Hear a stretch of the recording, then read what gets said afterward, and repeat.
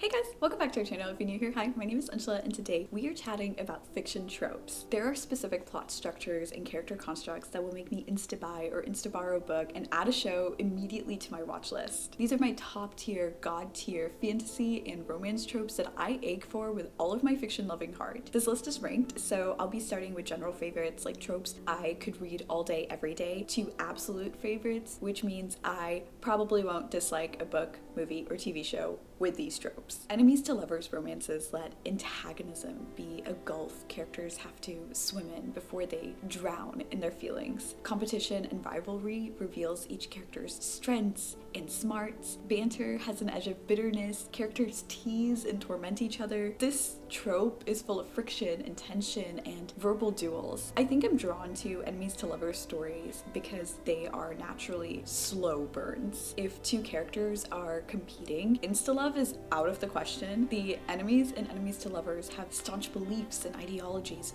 from the get-go. These characters often know who they are, or they feel like they know who they are, and that's why there's so much clashing and collision. And to compress combative characters into a cohesive unit takes time. When I'm reading enemies to lovers romance, I can easily see how these characters work well together, so I root for them because the author is giving us those hints, serving us quips and repartee, but the characters themselves also need to loosen their pride and let drama subside to see the sparks between themselves as well. I love the escalation of feelings in enemies to lovers, but I'm personally not a fan of this trope when it starts to intersect with hate to love. I don't want to see a romantic relationship built on the foundation of bullying, so my ideal enemies to lovers romance is enemies or rivals, two friends to lovers like Anne and Gilbert in Anne of Green Gables. I like when friendship softens the hot-blooded intensity of these kind of relationships. So I'm not sure what the official name of the next trope is, but there is the concept of a boss battle or a boss fight in video games, and that is an action sequence where a character confronts, faces off, and attacks a powerful enemy. This happens in fantasy books and movies too. I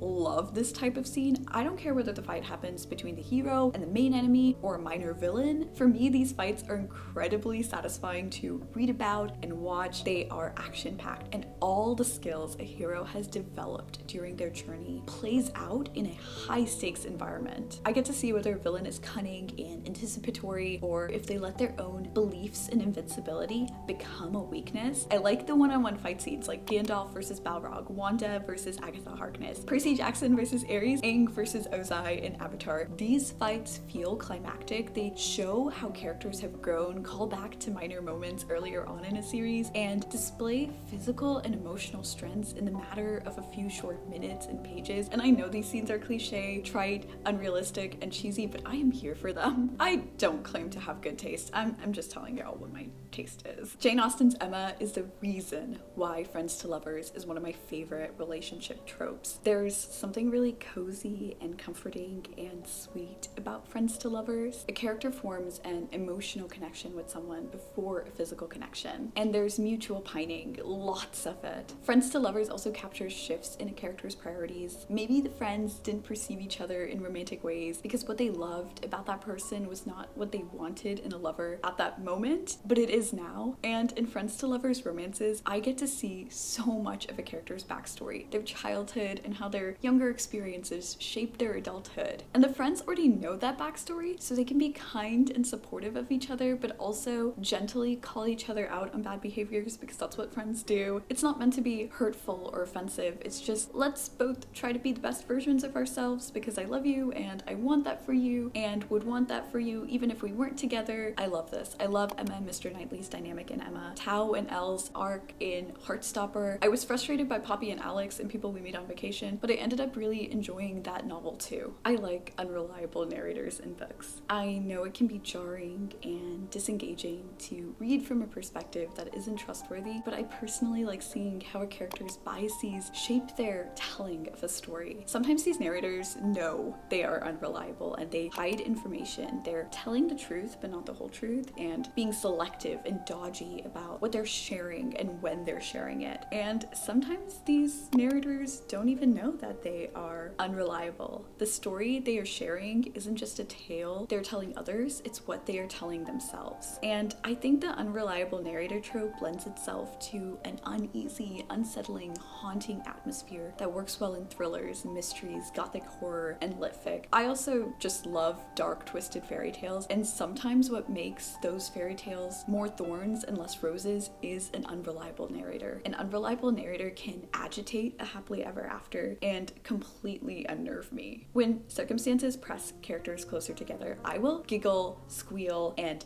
have all the feels. Forced proximity is one of my favorite romance tropes. Soon to be love interests don't want to be near each other, and sometimes they don't even know each other. But then they get snowed in, stuck on an elevator, assigned the same project, and they have to learn how to communicate because they are spending so much time together. I adore this trope because I love seeing how characters think, make rapid fire decisions, and act in a highly specific and highly improbable circumstance. Forced proximity is just, it's why I love fic dating and bodyguard romances. The characters have to be together and they have to get to know each other, and then they choose whether they are going to develop feelings for each other and fall in love, and spoiler alert, they do every single time. Grumpy Sunshine is my favorite romance trope right now at this moment. I am a very indecisive person. It could be different tomorrow, and I'm gonna blame my love of Grumpy Sunshine on the sound of music. I love the softness and sweetness of this trope. I love the opposites attract element, how a sunny character's optimism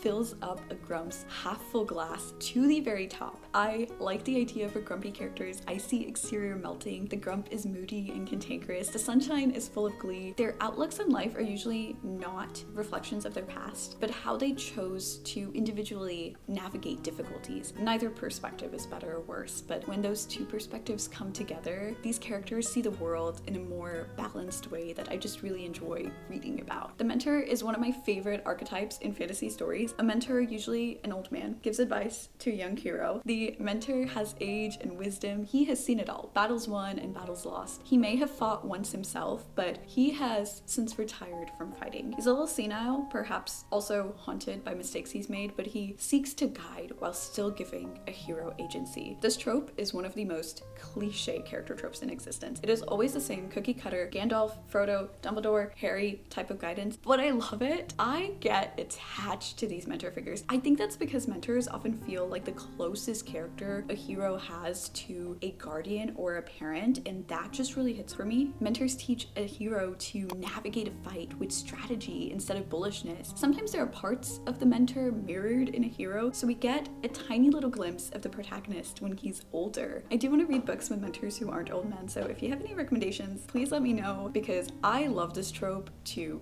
bits and pieces. This next trope is a little strange, but I enjoy reading books and watching TV shows with age gap friendships. It's weird because I'm personally not a fan of age gap romances, but when it's an age gap friendship, my mind flips a switch and I'm like, that's so cute. I am an absolute mess for this trope. When characters develop a tender bond despite ideological differences because they have common interests and a good heart, I am truly all in, invested in seeing that platonic relationship grow and become something sweet. If this trope is executed badly, it can definitely come across as cringy or creepy, but I will DNF a book or show and abandon ship before I ever see it get to that point, because this trope to me is perfection. I love this trope in Only Murders in the Building, McDonald and Dodds, Men Called Uwe, Stories for Punjabi Widows. I love oddball, unlikely friendships. There's something really open-minded about two characters at different stages of life, introducing new ideas and ways of thinking to each other. They riff off each other's personalities in an unconventional way. Age gap friendships often have a similar vibe to me to the found family trope, but simmered down. The corruption arc contrasts with the villain redemption arc in a way I truly love. In the villain redemption arc, a villain is trying to move towards the trajectory of good and make increasingly better choices. And in the corruption arc, a character is breaking the boundaries of their morals and letting themselves be led just a little, and later a lot, by their most dangerous thoughts. Macbeth is the epitome of this trope. Picture of Dorian Gray also shows a character who doesn't rise but decays. And what I love about this trope so much is that it is so opposed to infallibility. It is an arc that relies on fears and flaws and a character sliding down a slippery slope until they crack. This trope blurs the lines of selfishness and self-preservation and transforms a frightened character into one that is truly frightening. The next trope is one of my top 3 tropes. Any group of characters with significant moral flaws working together to steal something. I will read about. A heist is cheesy. I know it's hard to take an ensemble cast where each character has exactly one specific expertise convenient for the mission they are going on, seriously, but it's so much fun to read about or watch, and I just like being along for the ride. I like the planning phase. The plans in Heist are so out there and ridiculous and intricate and detailed, and there's a small part of me that wonders with wide-eyed anticipation, will that even work? And sometimes it does, and sometimes it doesn't. The cast has to try again. Heist stories also often rely on a Robin Hood style of ethics when they're being set up. The several criminals try to steal something, but they are stealing from a worse criminal. And for some reason, I buy that logic in heist stories, even though it doesn't make any sense. I like the quips. I like the action. I like that usually there's a character betrayal that I forgot to anticipate, even though every heist story has a character betrayal. I love this trope in fiction. So my love of ride or die friendships started when I was really young and I watched Shaggy and Scooby-Doo, and then I read The Secret Seven and Famous Five by Enid Blyton, and I remember loving the friendships in those books too, wishing I could step into that series and be a part of those groups. As I got older, I loved Grover and Percy from Percy Jackson and the Olympians, and Hermione and Harry's relationship. These characters loved each other platonically in a way that was deep and loyal and resolute. I'm talking about Samwise and Frodo from The Lord of the Rings, Dr. Watson and Sherlock Holmes, Charlotte and Wilbur from Charlotte's Web, Joey and Chandler from Friends, even Anne and Diana from Anne of Green Gables is such a delightful relationship to read about. I just want more of this trope and these type of relationships in fantasy books and contemporary fiction and any fiction book. Lastly, we have my favorite trope of all time, found family. I will cry. I will feel 1,000 different emotions if this trope is in any book. There is something about a group of characters not bonded by blood coming together and finding solace in each other's company that feels so warm and inviting and safe. As a trope, these characters gravitate towards each other out of choice. They choose to love, to protect, and to cherish, and found family is just, to me, a reminder that you are not alone. Someone is there for you, and that is so comforting. So I am an absolute sap for this trope. And those are my picks for the best tropes in books, movies, and TV shows. Let me know in the comments below about your favorite tropes, and if you have any book recs associated with those tropes, leave that as well. Thank you so much for watching. Bye guys!